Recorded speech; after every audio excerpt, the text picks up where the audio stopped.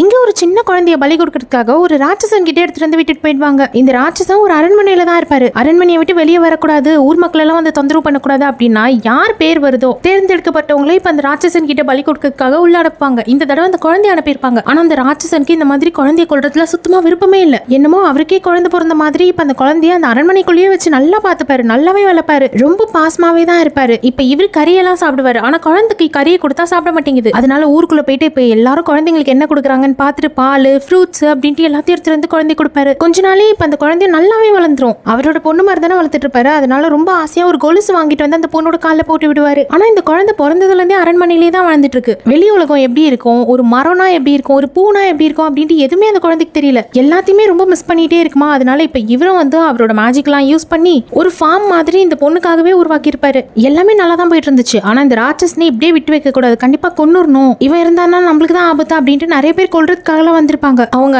அந்த ராட்சசனை கொல்றதுக்காக தான் இப்படி குறி வச்சிருப்பாங்க. ஆனா அந்த குறி தெரியாதனமா இந்த பொண்ணு மேல பட்டுரும். அந்த பொண்ணு வந்து இறந்து போயிடுவா. அதாவது இந்த ராட்சசனோட வாழ்க்கையில ஒரு பாசம் அப்படின்றது எதுவுமே இல்லாம இருந்துச்சு. இந்த பொண்ணு வந்ததுக்கு அப்புறமா தான் லைஃபே ரொம்ப நல்லா இருந்தது. ஒரு குழந்தை வாழ்க்கைக்குள்ள வந்துச்சுன்னா ராட்சசனா இருக்கிறவங்க கூட அந்த அளவுக்கு நல்லவங்களா மாறி போயிடுறாங்க. அப்பேற்பட்ட வாழ்க்கையை கொடுத்த குழந்தைய இப்ப இவங்க வந்து குறி வைக்கிற அப்படின்ட்டு தப்பா குறி வச்சு கொண்டுடுவாங்க.